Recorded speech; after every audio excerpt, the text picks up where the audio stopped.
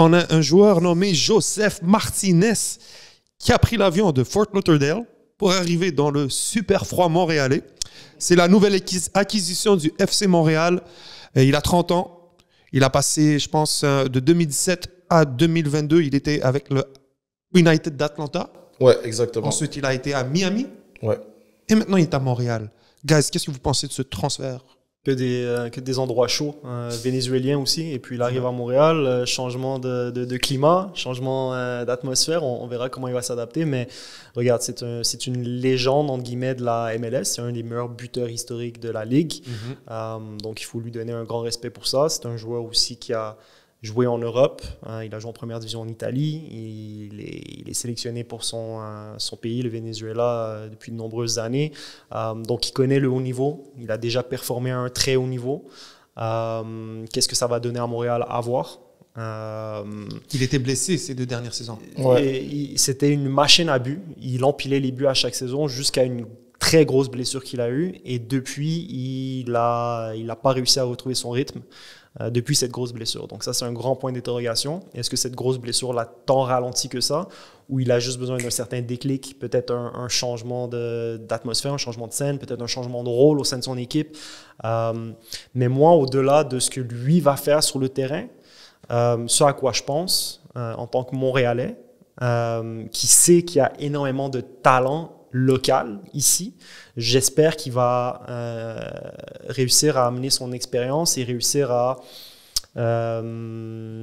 influencer positivement notre jeunesse. Et un bon leadership. Un bon leadership que certains joueurs vont apprendre à ses côtés, qui vont gagner des galons à ses côtés. Moi, c'est ce que j'espère, au-delà de ses performances à lui. Bien évidemment, on s'attend à ce qu'il marque des buts, on l'espère. Ça serait bête qu'il vienne ici, qu'on fasse cette signature-là et qu'il n'arrive pas à s'imposer sur le terrain et à marquer des buts.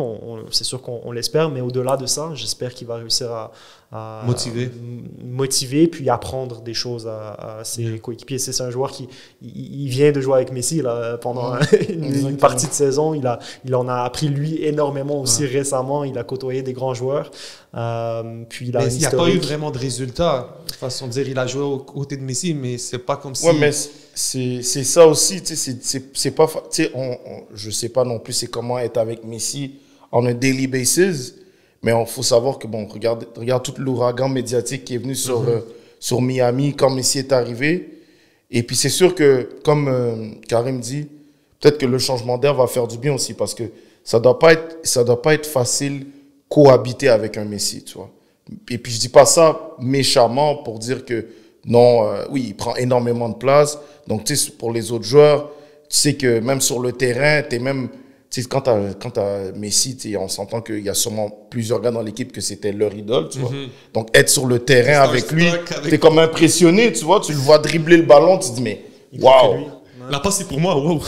Mais tu sais, je crois qu'ils ont voulu faire de la place pour ramener Suarez, notamment. Je pense que Martinez, ça fait quelques saisons, il n'arrive pas à empiler les buts comme il le faisait auparavant. Mais tu sais, ne serait-ce que d'avoir appris pendant quelques mois aux côtés de ces joueurs-là de grande classe, que ce soit les Busquets, les Alba, les Messi, etc., t'apprends forcément. T'en sors pas indifférent. T'en sors pas, exactement. Tu t'en sors différent, t'en sors grandi. Ça, c'est sûr. Donc, on va espérer qu'ils réussissent à amener des choses aussi à nos jeunes qui vont côtoyer une légende de la MLS parce qu'il faut le respecter, ce gars-là. Il a tout gagné en MLS. Il a gagné des titres au niveau collectif et individuel. Il a marqué énormément. Donc maintenant, est-ce qu'il va retrouver sa forme d'antan? On l'espère. Mais est-ce qu'il va réussir à faire progresser les joueurs montréalais les plus jeunes? C'est ce que j'espère au-delà de tout. Parce qu'on a énormément de talent. Il faut parler de notre talent. Il faut mettre de l'avant notre talent. Donc si on va chercher des joueurs de l'extérieur, c'est pour réussir à faire progresser les nôtres.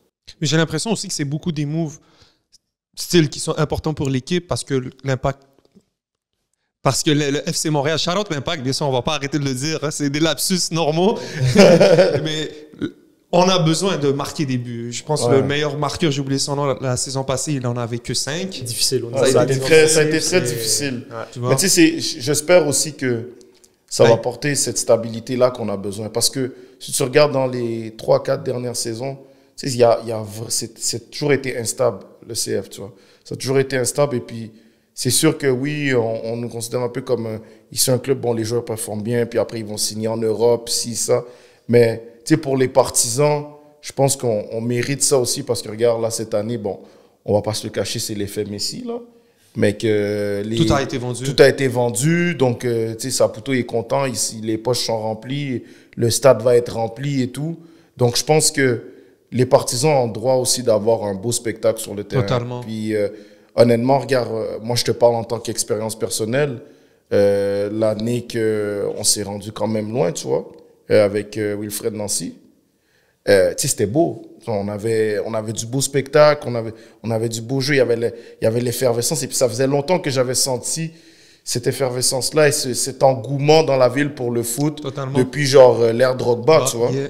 Puis, ça m'a fait plaisir de voir ça parce que quand tu vois le parcours qui sont passés de l'Impact au CF, comment ça a évolué à travers les années, que ça joue au Centre Claude Robillard, qui est aujourd'hui, on a un stade qui est plein à craquer et qu'on arrive à avoir des joueurs internationaux qui ont dominé sur l'international, qui viennent se greffer à l'équipe en parlant de Drogba, et puis même les joueurs qui viennent ici, qu'on a la chance de voir sur le terrain, c'est beau, tu vois, c'est tout un parcours qu'on a. Yeah. Ça motive la scène locale, comme vous dites. Exactement, ça motive la scène locale parce que tu vois, on a eu des joueurs locaux qui ont joué. Tu sais, as des Samuel Piette, à l'époque, tu as eu des Anthony Jackson-Hamel, tu en as plein, tu vois, qui ont été là, qui ont été formés ici, puis qui ont grandi dans le giron du CF.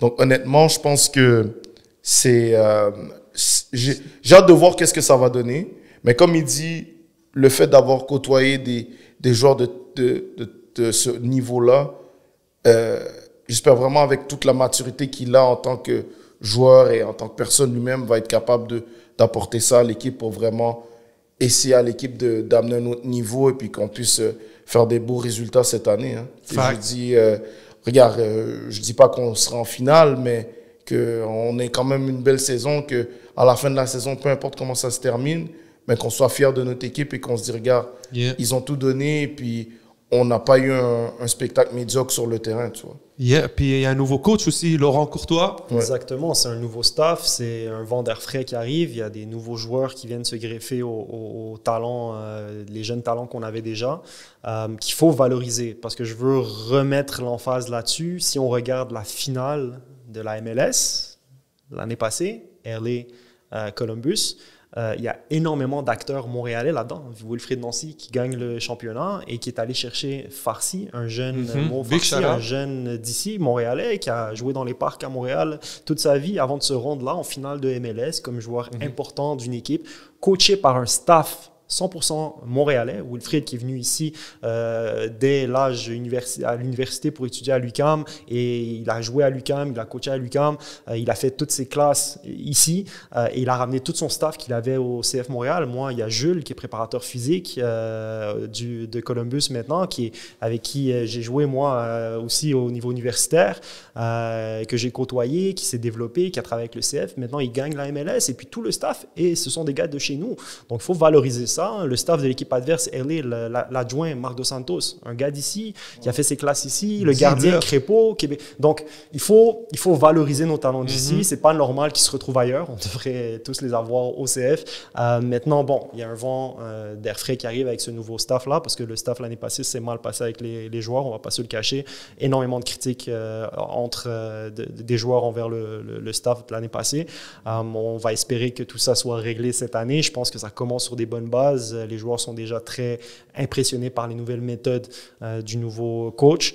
Donc, le fait qu'il y a une star comme ça qui vienne se greffer, on va espérer que, oui, ça vienne aider à faire progresser nos talents qu'on a déjà. Et il faut essayer de travailler avec les talents qu'on a déjà pour les faire passer un cap supérieur. Puis je pense que le nouveau coach qui arrive aussi, il a fait ses classes au niveau des jeunes. Il travaille beaucoup avec les jeunes.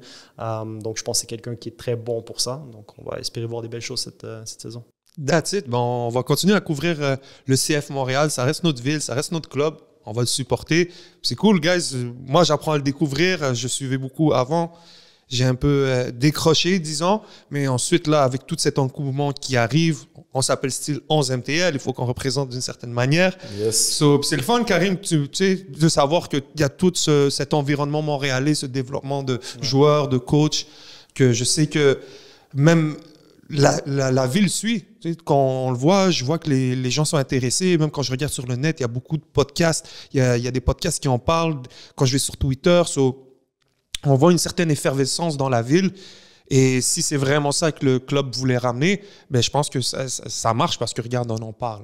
On est content pour nos gars qui réussissent aussi. Tu regardes Rudy Camacho qui était avec nous. Exactement. Les gens étaient tellement contents pour lui. Et puis, c'est vraiment trouvé dans un environnement parfait. Puis, regarde, il a terminé champion. Puis, tu sais, je voulais juste faire une parenthèse. Puis, vous le posez en même temps une question. Tu vois, là, tu as parlé de tout le staff montréalais, que ce soit du côté d'LA, du côté de Columbus. Est-ce que tu penses que avec ça, avec tous ces changements-là qu'il y a eu, ces gens qui ont quitté, qui ont été gagnés ailleurs, est-ce que tu penses que le CF, ça les a fait réaliser que peut-être ils doivent changer un peu leur mentalité sur certains aspects par rapport à la gestion, que ce soit de leurs joueurs ou même leur entraîneur, parce que on s'entend que, regarde, Wilfred Nancy, ça ne s'est pas vraiment terminé en bon terme avec le CF, non. Tu vois. Et honnêtement, j'ai trouvé ça dommage. Absolument. Parce que je me suis dit, on avait vraiment un bon entraîneur entre les mains. Puis je pense, bon, après, selon les rumeurs, moi, je suis pas, c'est ce que j'ai entendu, bon, selon les rumeurs que, bon, ça s'entendait pas, le courant passait pas bien avec Joey Saputo. Exactement. Ouais. Et puis, moi, j'ai trouvé ça dommage parce que je me dis, bon, ok, oui, c'est vrai, c'est le président de l'équipe et tout. Mais, tu sais, t'engages des gens sous toi pour gérer ce genre de situation. Et puis, des fois, je trouve que, tu sais, dans le sport, c'est pas bien nécessairement que le président de l'équipe se mélange trop aux activités opérationnelles de l'équipe, qu'il laisse les gens en place qu'il a délégués pour pouvoir gérer. Parce que, honnêtement, je pense que, regarde, si Wilfred Nancy était encore là, le scénario serait totalement différent. Et puis là, regarde, ça l'a prouvé. Hein, c'est comme avec Thomas Tuchel quand il est parti du PSG. Regarde, t'allais gagner, puis regarde, Wilfred Nancy. Donc, j'espère que, en tout cas, si le CF nous entend, même si on ne sait pas, j'espère qu'il tombera sur ce podcast, Joey Saputo ou pas, mais j'espère que ça les a fait réaliser aussi. Parce que, regarde, on est dans une ville que les partisans aiment suivre leurs équipes sportives et on est vraiment, tu sais, des fans. Et le foot, c'est un des sports, je dirais même peut-être le sport le plus populaire au monde, tu vois. J'en doute même pas de ça. Tu vois, les gens sont prêts à venir, mais il faut que le sacrifice soit fait des deux côtés aussi. Parce qu'à un moment donné, c'est là que tu perds tes fans. Et si le produit qui est offert sur le terrain est plus de niveau, ben, les gens vont décrocher facilement. Yeah. Là, il va falloir aller remplir le stade olympique. Là, il y a des rénovations qui se font. Ce qu'on veut, c'est ça. Ils nous font un nouveau toit qui nous coûte 870 millions. Donc, il faut qu'on puisse mettre du sport là-dedans un peu plus. Là. Exactement. Donc, non, mais c'était vraiment ça. Puis, je voulais voir votre avis. Qu'est-ce que tu penses, Karim? C'est lui le coach. Écoute, tu as touché des points t'as touché où ça fait mal. Quand on parle d'ingérence de la direction dans les activités du club au niveau rentrer dans la chambre des joueurs, etc. C'est tout ça qui a créé cette dispute entre le coach et la direction. Wilfred n'est pas parti faute de résultats, absolument pas. N'est pas parti parce que c'était un mauvais coach. Au contraire, il a prouvé des choses, il a fait des choses exceptionnelles. Il a réussi à faire progresser des jeunes. Justement, moi, je mets beaucoup d'emphase sur le fait qu'on a énormément de talent ici. Et puis lui, il a mis en lumière ce talent-là. Finalement, il n'y a aucune raison pour laquelle le CF ne peut pas débuter un match avec une moitié, au moins la moitié des joueurs formés ici. Il n'y a aucune raison pour laquelle on ne peut pas faire ça. On a absolument le talent pour. Des petits Ismaël Koné qui émergent de nulle part très rapidement, qui explosent sur la scène internationale, qui en quelques mois passent de l'équipe réserve à l'équipe première, à l'équipe nationale, à la Coupe du Monde, à partir signé en Angleterre. Ça, d'Ismaël Koné, et j'adore le joueur. Hein. Moi, dès que je l'ai vu ses premières minutes avec le CF, j'ai senti qu'il était spécial. Mais on en a beaucoup d'Ismaël Koné au Québec. Pas juste à Montréal, au Québec. On en a beaucoup. Et il faut essayer de les mettre en valeur. Il faut essayer de les faire progresser. Il faut gagner avec eux. On peut le faire et il faut le faire. Wilfred Nancy était dans cette optique-là. Donc après, oui, bon, ça reste une business, le foot. Ça reste une business. Les dirigeants ont leurs propres intérêts aussi qui ne sont pas tout le temps liés au terrain. Il y a beaucoup de choses. Il y a beaucoup de choses là-dedans. C'est une discussion. On pourrait faire un podcast complet là-dessus. Mais écoute, moi, j'espère. Je peux juste espérer ça qu'on ait qu'on ait nos propres stars locales. On a nos propres stars locales, puis qu'on réalise qu'en ce moment, il y a beaucoup de qualités qu'on a chez nous et de talents qu'on a chez nous qui vont exploser ailleurs. Pourquoi ils ne pourraient pas exploser ici? Je me pose cette question-là et j'espère qu'on pourra le voir dans les prochaines années, de plus en plus. That's it. Ben, si vous avez un avis là-dessus, n'hésitez pas à mettre un commentaire, guys.